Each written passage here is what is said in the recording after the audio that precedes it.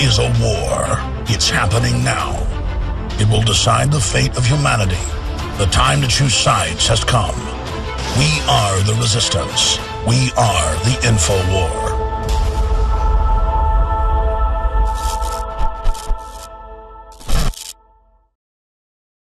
With your body. So this is a new DARPA project, new Defense Department project. Actually, I think this one is coming from the Air Force. They want to have a spy program that's going to use physiological signatures to identify, locate, and track specific individuals or groups of people. Yeah, that's biometrics. Yeah, exactly. I remember like 15 years ago, the Pentagon said, we'll use biometrics of the heat res of your head and the top of your shoulders to track you. People said, oh, that's a lie. Right. Now that's in movies like Elysium. No, that's already going on. Well, they're moving on to biometrics. DNA. Yeah, they're moving on biometrics on everything. It's like you see the fingerprint, on the iPhone. You've got some apps that have come out that'll identify you by your ear print on your phone. So they're working everything to identify you and to make it an ID so you can't get onto the internet without them knowing exactly who you are and where you are. Then if you're not a good little globalist, they turn you off. Exactly. They've said 3 strikes, no judge, no jury. That's SOPA, that's CISPA, you're off. This is not our opinion. This is their goal. This is their plan. And they're just doing it. They're just moving forward with it. And this company, Slick Login, that Google just bought, their way to get onto the internet is not with biometrics, but with your iPhone, which is going to be your 1984 device. And I think it's kind of interesting when they had the question and answer session with the people there at the technology conference, nobody really asked them about their access to your phone, just being able to turn your phone on at will. So they basically can turn your phone on whenever they want and send ultrasonic or low-frequency signals back and forth to verify that Which I told people 3 years ago was in the Associated Press. They were doing federal grants in police departments where the light bulb, special type, communicate with your computer and transfer data between Homeland Security and the police outside the police network. And people always make a joke and go, oh, he says light bulbs are talking to the computer. People are so ignorant, man. Yes, yes. I mean, they think the sun is the center of the universe. And they're going to use this for currency control, as we pointed out. They're going to take a look at where you are contacting the internet when you get onto your bank account, your online banking. It's a total taxation drain. Any money around if you're not in the place where they want you to be, or if you're a bad person. All right, let's go to the phone calls. Again, if you just joined us, up on Infowars.com and PrisonPlanet.com. We have the big top story. U.S. Army builds fake city in Virginia to practice military occupation and gun confiscation in the United States. Is anybody concerned about how this just keeps expanding and is now out in the open? Gary in New Mexico, your first-time caller. Welcome. Yes, Alex. I hope you feel better. Thank you, brother. I'm doing all right. Go ahead. Well, I was able to visit our FEMA Region 6 Fusion Center in Santa Fe, New Mexico. And a buddy of mine who's one of the DHS goon squads, I was able to show him the actual documentation for Rex 84 and HR 645.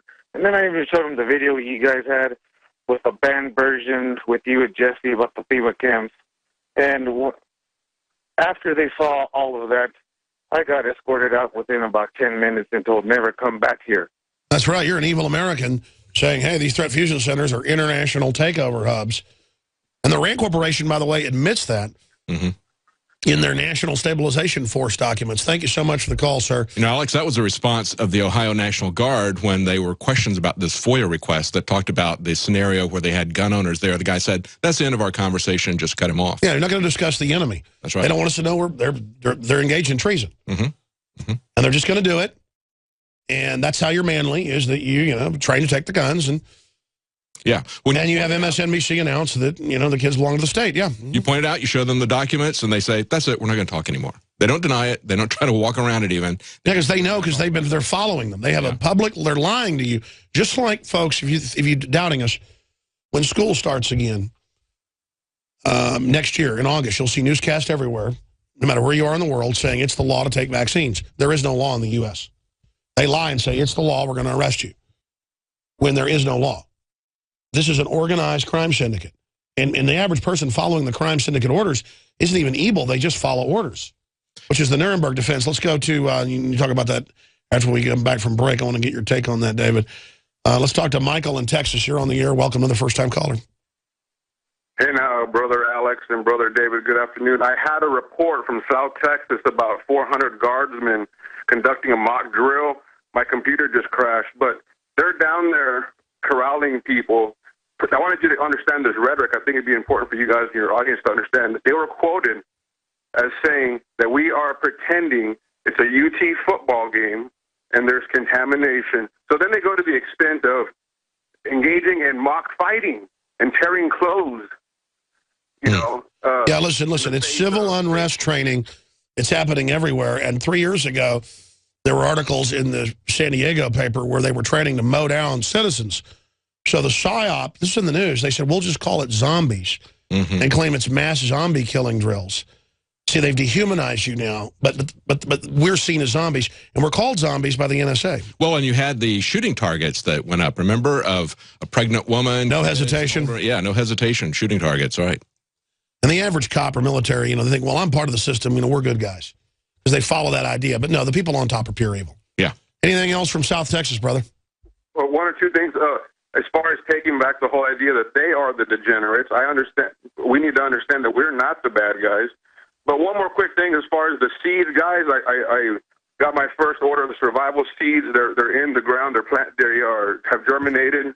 They're doing well. That's one of the few things I'm doing to help defend my family down here. And so I've been fighting the info war for a long time. In order to take action, there's a couple more steps. But beyond that, I'll let you guys go. Have a good week next week, and we'll catch you later. Thank you so much, brother. Listen, it's a very wealthy planet. And a lot of ideas, a lot of intellectual property, a lot of good things happening, a lot of bad things happening as well. All that evil men and tyrants need to flourish, to quote Thomas Jefferson, is that good people do nothing. And the average person just looks at the world like it's a spectator event. They're not active. They're reactive.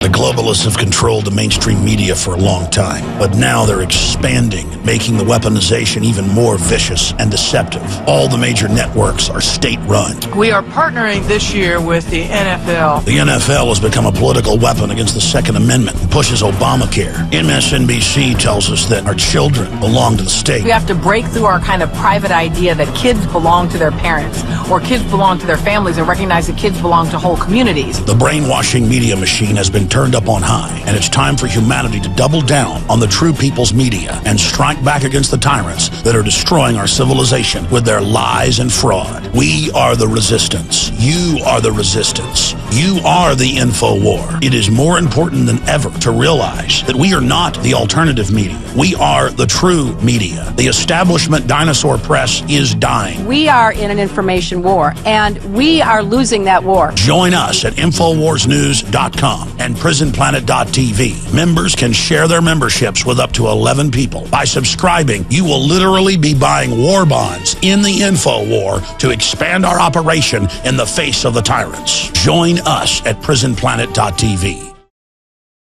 I remember a few weeks ago, the governor of New York, Cuomo, came out and said, quote, if you're, pro-life or into guns, you're not welcome in New York State.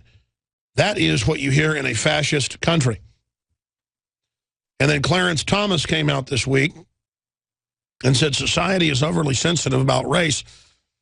And he said in the 60s when he was going to college in Georgia that he didn't see 1/10 as much race baiting and race obsession that he does now. That's what my dad says. Mm-hmm. I mean, I grew up in Dallas, Texas, and went deer hunting, you name it, with good old boys. I never heard anything. Now, since the rise of MSNBC and all the rest of it, every white person is a devil. One camp versus the other. We've seen this in one occupation after the other. Depends on what the groups are. It could be black versus white. In another area, it could be Russians versus Ukrainians or whatever. But they always try to get different ethnic groups competing and fighting against each other. Yeah, and start over on that. It's always they took my cough button out because it was malfunctioning. And so I have to use the on-air, off-air thing for a cough button. And so I wonder why they were waving their hands every time I kept turning my mic off so I could cough. Oh. Start over. Well, I was just saying, it's amazing how we were going to have the end of racism, and we did elect a black president twice. And yet now we hear that that only makes it worse. That his approval ratings are down because we discovered somehow that he's black. That's ridiculous. Well, he said just a few weeks ago, he said, my approval rating's down because of racism. Mm-hmm, mm-hmm. And the truth is, every day I see these type of articles, and the papers don't even want to say it, but knock that white boy out, arrest made after mob of teens, black teens I should add, attack disabled vet. beat him half to death and robbed him and videotaped it, just like they do in Austin every day. And the media covers it, but will never point out it's racial while they say racial things. Can you imagine if white people went out and found some black people and beat them up? It's a very effective control technique to put one group against another. And quite frankly, I think that's what they want to do in terms of bringing in blanket numbers of illegal immigrants. They know that they can divide and conquer the population. They can keep them separate, keep them distinct, and pit them against each other. That's what they want to do. Everything that Obama said he was going to do, he's done just the opposite. Sure, and then that's his job. Or whether it's healing of the races. That's why they say the Tea Party's racist, so that nobody who's not white will ever go get into the Bill of Rights and Constitution. It's like, it's racist if you don't want a foreign bank to run the government and take all your money. Oh, we'll take all my money. It's racist if you think it's creepy that MSNBC says that your children belong to the state. I mean, I've seen them say I'm, quote, deeply racist on MSNBC. Mm-hmm. And then they don't show any clip of me saying something deeply racist. These are literal race pimps who know they're race pimps. And they constantly conflate the American Family Association, the Family Research Council, these mainline evangelical Christian groups. They constantly conflate them with the Ku Klux Klan. They do that to me. Racist and hate it. Even though the Klan and all the white supremacist groups, you go to their website, they hate me more than Netanyahu. Yeah. But the ADL and Southern Poverty Law Center don't care. They give awards to Soros, a real Nazi collaborator. Yeah. Oh, absolutely. All right, let's